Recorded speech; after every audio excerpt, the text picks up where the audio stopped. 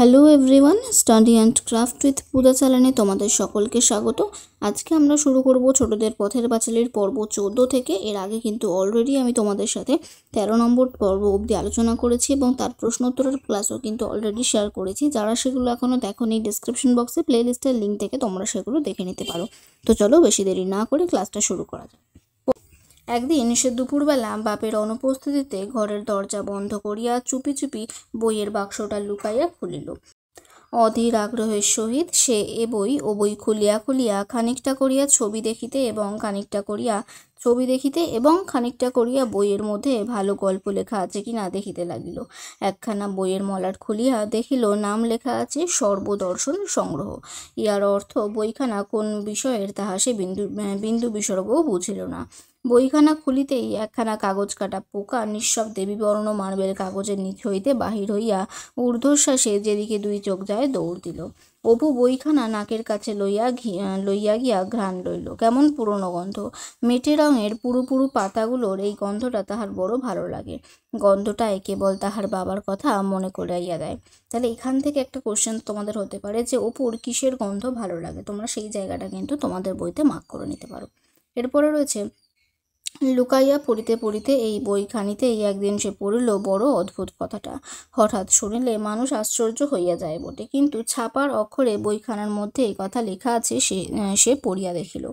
পারদের গুণ বর্ণনা করিতে করিতে লেখক লিখিয়াছেন, শকুনের ডিমের মধ্যে পারদ পুড়িয়া কয়েকদিন রৌদ্রে রাখিতে হয়, পরে সেই ডিম মুখের ভিতর পুড়িয়া মানুষ ইচ্ছা করিলে শূন্য মার্গে বিচরণ করিবার ক্ষমতা প্রাপ্ত হয়, অর্থাৎ শূন্যে উড়তে পারে। তো এইখানটাও তোমরা মার্ক করে রাখো যে সে সর্বদংশন বই পড়ে কি জানতে পেরেছিল বা কিভাবে আকাশে বা শূন্যে ওড়া যায়। এরপরে রয়েছে অপু নিজের চক্ষুকে বিশ্বাস করিতে পারিল না, আবার পড়িল। পরে নিজের ডাল ভাঙা বাক্সটার মধ্যে বইখানা লুকাইয়া রাখিয়া বাহিরে গিয়ে কথাটা ভাবিতে ভাবিতে সে অবাক হইয়া গেল। দিদিকে জিজ্ঞাসা করে, শকুনিরা বাসা বাঁধে কোথায় জানিস দিদি? তাহার দিদি বলিতে পারে না। সে পাড়ার ছেলেদের সতু, নীলু, কানু, পটল, ন্যাড়া সকলকে জিজ্ঞাসা করে। যে কেউ বলে সে এখানে নয়, উত্তর মাঠে উঁচু গাছের মাথায়। তাহার মা বকে, এই দুপুরবেলা কোথায় ঘুরে বেড়াস? যে অপু ঘরে ঢুকিয়া শুইবার ভান করে, বইখানা খুলিয়া সেই জায়গাটা আবার পড়িয়া দেখে। আশ্চর্য, এত সহজে উড়িবার উপায়টা কেউ জানে না। হয়তো এই বইখানা আর কাহারও বাড়ি নাই, শুধু তাহার বাবারই আছে। হয়তো এই জায়গাটা আর কেহ পড়িয়া দেখে নাই, শুধু তাহারই চোখে পড়িয়াছে এতদিনে। তাহলে দেখো এখানে থেকে আরও কয়েকটা প্রশ্ন হতে পারে যে তাদের পাড়ার ছেলেদের নাম কি? সতু, নীলু, কানু, পটল, ন্যাড়া, এটা আন্ডারলাইন করে নিতে পারো তোমরা। এছাড়া দুপুরবেলা যে সে ঘুমানোর ভান করে কেন, সেটাও তোমরা তাকিয়ে নিতে পারো। তারপরে রয়েছে বইখানার মধ্যে মুখ গুজিয়া আবার সে আঘ্রাণ লয়, যে সেই পুরনো গন্ধটা। এই বইয়ের যাহা লেখা আছে তার সত্যতা সম্বন্ধে তাহার মনে আর কোনো অবিশ্বাস থাকে না। পারদের জন্য ভাবনা নাই। পারদ মানে যে পাড়া, সে জানে। আয়নার পেছনে পাড়া মাখানো থাকে।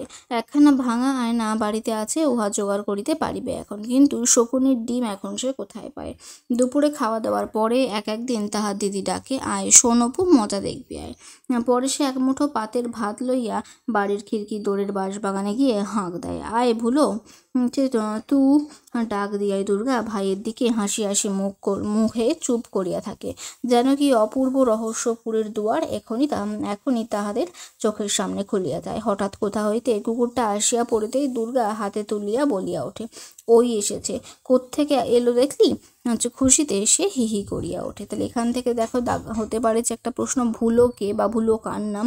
দুর্গা এক হাত ভাত নিয়ে কাকে ডাক দেয়, এই প্রশ্নটা এখান থেকে কিন্তু হতে পারে।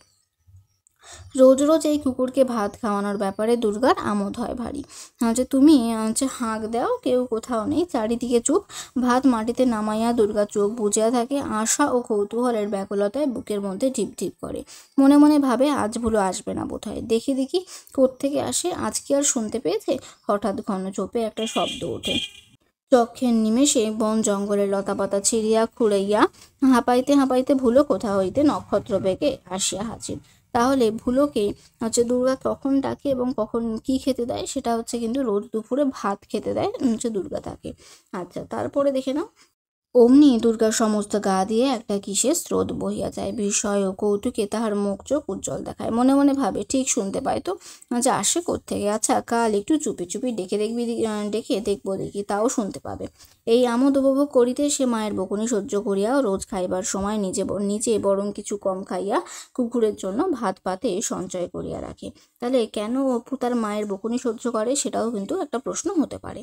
অপু কিন্তু দিদির কুকুর ডাকিবার মধ্যে কি আমোদ আছে তাহা খুঁজিয়া পায় না। দিদির ওসব মেয়েলি ব্যাপারের মধ্যে সে নাই। অধীর আগ্রহে ভোজনরত শীর্ণ কুকুরটার দিকে সে চাহিয়াও দেখে না, শুধু শকুনির ডিমের কথা ভাবে। অবশেষে সন্ধান মিলিল। হিরু নাপিতের কাঁঠালতলায় রাখালেরা গরু বাঁধিয়া গৃহস্থের বাড়িতে তেল তামাক আনিতে চায়। অপু গিয়া তাহাদের পাড়ার রাখালকে বলিল, তোরা কত মাঠে মাঠে বেড়াস, শকুনির বাসা দেখতে পাস? আমায় যদি একটা শকুনির ডিম এনে দিস, আমি দুটো পয়সা দেব। দিন চারেক পরেই রাখাল তাহাদের বাড়ির সামনে আসিয়া তাহাকে ডাকিয়া কোমরের থলি হইতে দুইটা কালো কালো রঙের ছোট ছোট ডিম বাহির করিয়া বলিল, এই দেখো ঠাকুর, এনেছি। অপু তাড়াতাড়ি হাত বাড়াইয়া বলিল, দেখি পরে। আহ্লাদের সহিত পাল্টাইতে বলিল, শকুনির ডিম, ঠিক তো? যে রাখাল সে সম্বন্ধে ভুরি ভুরি প্রমাণ উত্থাপিত করল। ইহা শকুনির ডিম কি না, এই সম্বন্ধে সন্দেহের কোনো কারণ নাই। সে নিজের জীবন বিপন্ন করিয়া কোথাকার কোন উঁচু গাছের মগডাল হইতে ইহা সংগ্রহ করিয়া আনিয়াছে, কিন্তু 2 আনার কমে দিবে না। তাহলে এখান থেকে যে প্রশ্নগুলো হতে পারে, যে কে অপুকে শকুনের ডিম এনে দিয়েছিল এবং কত টাকার বিনিময়ে সে ডিম দিতে রাজি হয়েছিল, এই প্রশ্নগুলো কিন্তু হতে পারে। এবং ডিমটা কেমন দেখতে, কালো রঙের ছোট ছোট, সেটাও কিন্তু আরও একটা প্রশ্ন রয়েছে। পারিশ্রমিক শুনিয়া অপু অন্ধকার দেখিল, বলিল, 2 পয়সা দেব, আর আমার কড়িগুলো নিবি? সব দিয়ে দেবো, 1 টিনের ঠোঙা করি, সব।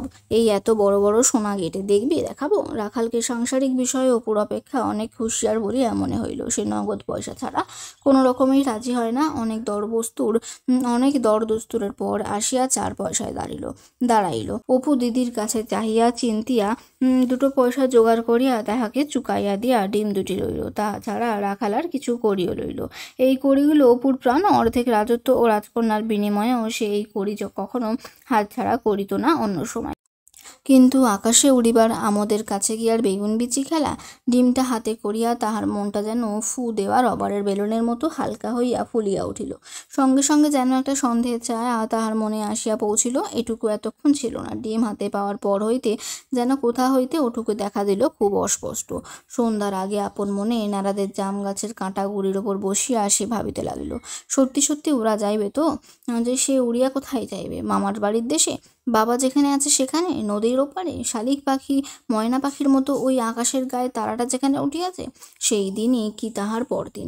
সন্ধ্যার একটু আগে দুর্গা সলিতার জন্য ছেঁড়া ন্যাকড়া খুঁজিতেছিল। তাকে হাঁড়ি কলসির পাশে গোজা সলিতা পাকাইবার ছেঁড়া করা কাপড়ের টুকরার তাল হাতড়াইতে কি যেন ঠক করিয়া তাহার পিছন হইতে গড়াইয়া মেঝের উপর পড়িয়া গেল। ঘরের ভিতর অন্ধকার, ভালো দেখা যায় না। দুর্গা মেঝে হইতে উঠাইয়া লইয়া বাহির আসিয়া বলিল, ও মা, কিসের 2 বড় বড় ডিম এখানে? পড়ে একেবারে গুঁড়ো হয়ে গিয়েছে। দেখেছ কি পাখি ডিম পেড়েছে ঘরের মধ্যে, মা? তাহার পর কি ঘটিল সে কথা না তোলাই ভালো। অপু সেদিন রাত্রে খাইল না।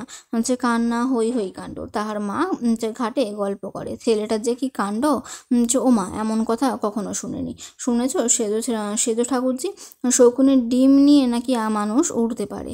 ওই ওদের বাড়ির রাখাল ছোড়াটা বদমাইশের ধাড়ি, তাকে বুঝি বলেছে সে কোত্থেকে 2 কাকের নাকি সে ডিম এনে বলেছে, এই নাও শকুনের ডিম। তাই নাকি আবার 4 পয়সা দিয়ে কিনেছে তার কাছে। ছেলেটা যে কি বোকা সে আর তোমার কাছে কি বলবো সেজ ঠাকুরজি। কি করি যে এই ছেলেকে নিয়ে আমি। তাহলে দেখো, এখান থেকে আরও যে প্রশ্নগুলো রয়েছে সেগুলো কি, আর এখানে কি আসলে ঘটেছিল। ও দুর্গার হাত থেকে কিন্তু সেই শকুনের ডিমগুলো বা সেই ডিমগুলো যেগুলো অপু কিনেছিল সেইগুলোই পড়ে ভেঙে গিয়েছিল। তাহলে প্রশ্ন হতে পারে যে দুর্গা কে অপুর আনা ডিমগুলো ভেঙে ফেলেছে এবং কিভাবে সেটা ভেঙে যায় বা কিভাবে পড়ে যায়, যে সলতা পাকানোর জন্য কাপড় খুঁজতে গিয়ে। সেইগুলো কিন্তু একটা ভালো জায়গা প্রশ্ন উত্তরের। এছাড়া ছোড়াটা বদমাইশের ধাড়ি, এখানে ছোড়া বলতে কাকে বোঝানো হয়েছে, যে কে এই বদমাইশের ধাড়ি বলেছে, এই প্রশ্নগুলো কিন্তু এখান থেকে হতে পারে। এরপরে রয়েছে কিন্তু বেচারি সর্বজয়া কি করিয়া জানিবে, সকলেই তো কিছু সর্বদর্শন সংগ্রহ করে নাই, বা সকলেই কিছু পারতের গুণও জানে না। যে আকাশে তাহা হইলে তো সকলেই উড়িত। তাহলে এখানে কিন্তু তোমাদের এই যে 14 নম্বর পর্বটা শেষ হচ্ছে। আশা করছি তোমাদের ক্লাসটা ভালো লাগলো। আমি পরের ক্লাসে এখান থেকে যে প্রশ্নগুলো হতে পারে সেগুলো কিন্তু শেয়ার করব। তাই আজকের ক্লাসটা যাদের ভালো লাগছে তারা কিন্তু ক্লাসটাকে লাইক করো, কমেন্ট করো, ক্লাসটা বন্ধুদের সাথে বেশি করে শেয়ার করে দাও। আর যারা এখনও চ্যানেলটাকে সাবস্ক্রাইব করোনি তারা সাবস্ক্রাইব করে রাখো।